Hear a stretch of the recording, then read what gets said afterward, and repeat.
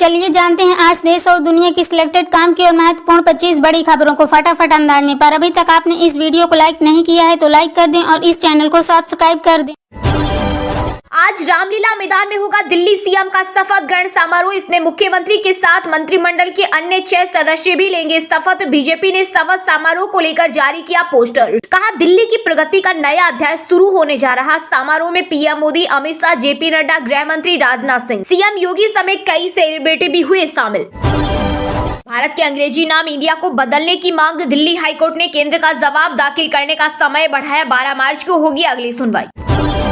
दिल्ली में कांग्रेस महासचिवों और राज्य प्रभारियों की हुई बैठक। राहुल गांधी, प्रियंका गांधी भी हुए शामिल। इस दौरान संगठन को मजबूत करने और अगले चुनाव की रणनीति पर हुई चर्चा। कांग्रेस प्रमुख मल्लिकार्जुन खड़गे ने केंद्र सरकार पर लगाया विनाशकारी व्यापार नीति अपनाने का आरोप। बोले मोदी सरकार दिशाहीन और नीति विहीन, इसी वजह से भारतीय अर्थव्यवस्था हुई बर्बाद।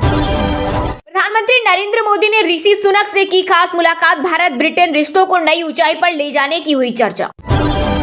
हरियाणा में महंगी हो सकती है बिजली, 2019 से नहीं हुई बढ़ोतरी। वितरण कंपनियां 4,500 करोड़ का घाटा दिखा रही। दिल्ली से लखनऊ, गोरखपुर और बिहार जाना होगा महंगा। 4 एक्सप्रेसवे पर बढ़ने जा रहा टोल टैक्स, 5% तक बढ़ सकता है शुल्क। महाकुंभ में रोड के साथ गलियां भी फुल, संगम में नावों का जाम। 12 किलोमीटर पैदल चल रहे लोग, प्रयागराज में गाड़ियों की एंट्री बंद। आज दिल्ली के नए सीएम के शपथ ग्रहण समारोह में वीवीआईपी को छोड़कर सभी की होगी तलाशी। इस दौरान 5,000 से ज्यादा सुरक्षा कर्मी रहेंगे तैनात। सनातन के आयोजन को भव्यता से करना कोई अपराध है? अगर है तो हमने किया। विधानसभा के बजट सत्र में सीएम योगी ने महाकुंभ को लेकर दिया बड़ा बयान। महाकुंभ से प्रयागराज के टूरिज्म, ट्रेवल और होटल इंडस्ट्री को मिला बढ़ावा। यूपी सरकार के अनुसार महाकुंभ के दौरान रिकॉर्ड भीड़ जुट रही, जिससे पर्यटन और यात्रा सेवाओं की मांग लगातार बनी हुई है और प्रयागराज का पर्यटन उद्योग तेजी से आगे बढ़ रहा है। घोटालों में शामिल लोगों को भारत रत्न देने का कोई प्रावधान नहीं। जेडीयू ने तेजस्वी पर कसा तंज, कहा अगर भ्रष्टाचार और जेल की सजा काटने के लिए कोई पुरस्कार होता तो लालू जी निश्चित रूप से इसके लिए प्रयास कर सकते हैं। नए पश्चिमी विक्षोभ के असर से देश के कई हिस्सों में बदल रहा मौसम। दिल्ली, राजस्थान, पंजाब समेत कई राज्यों में आज होगी बारिश। पहाड़ों पर बर्फबारी के आसार, मौसम विभाग ने जारी किया अलर्ट। ममता बनर्जी के मृत्यु कुंभ वाले बयान का सपा प्रमुख अखिलेश यादव ने किया समर्थन। कहा पश्चिम बंगाल की मुख्यमंत्री ने जो कहा वो ठीक ही कहा, उनके लोगों को भी जान गई है, बड़ी संख्या में लोगों की जान गई है। सर ने बिहार की नीतीश सरकार को दी चेतावनी। कहा दोबारा बीपीएससी परीक्षा कराएं, अन्यथा छात्रों का गुस्सा झेल नहीं पाएंगे। कश्मीर से आतंक का होगा खात्मा। पुलिस महानिरीक्षक वीके बिरदी ने ऑपरेशन तेज करने का दिया निर्देश। खुफिया तंत्र भी होगा मजबूत। भारत में 3 से 5 बिलियन डॉलर का निवेश कर सकती है अमेरिकी इलेक्ट्रिक कार निर्माता कंपनी टेस्ला। अप्रैल में दौरे पर आएंगे कंपनी के अधिकारी। कुंभ में चुपचाप डुबकी लगाकर आ गए अखिलेश, विरोध करना तो इनकी मजबूरी है। विधानसभा में बोले यूपी के सीएम योगी आदित्यनाथ। साथ ही कहा संगम का जल नहाने योग्य, मानव मल की अफवाह फैला रहा विपक्ष। हरियाणा निकाय चुनाव में संकल्प पत्र बनाने के लिए बीजेपी ने बनाई कमेटी। विभाग के मंत्री ही तैयार करेंगे मैनिफेस्टो।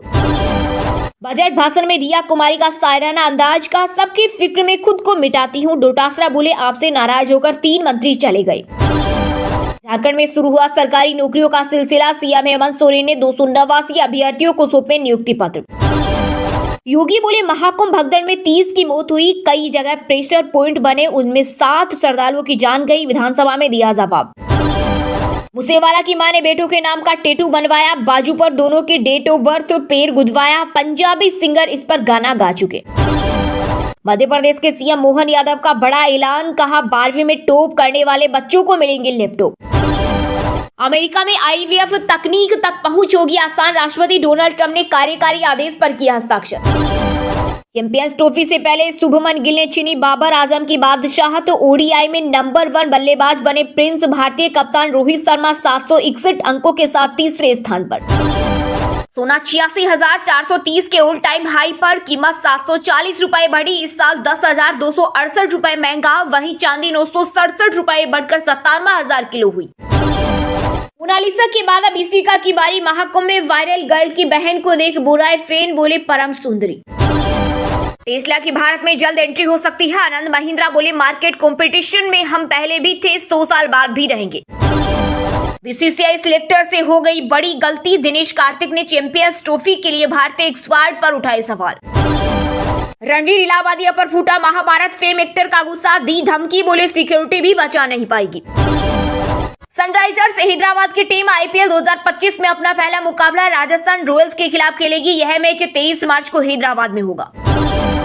हिमाचल में आज से बदलेगा मौसम, कई जगहों पर बारिश, बर्फबारी का अलर्ट, सूखे से मिलेगी राहत। यूपी में 24 घंटे बाद बदलेगा मौसम का मिजाज, पश्चिमी जिलों में बारिश का अलर्ट, 32 डिग्री सेल्सियस के साथ महाकुंभ क्षेत्र सबसे गर्म। राजस्थान में एक साल में 1.25 लाख भर्तियां होंगी, प्राइवेट सेक्टर में भी 1.5 लाख नौकरियां दिलवाएगी सरकार।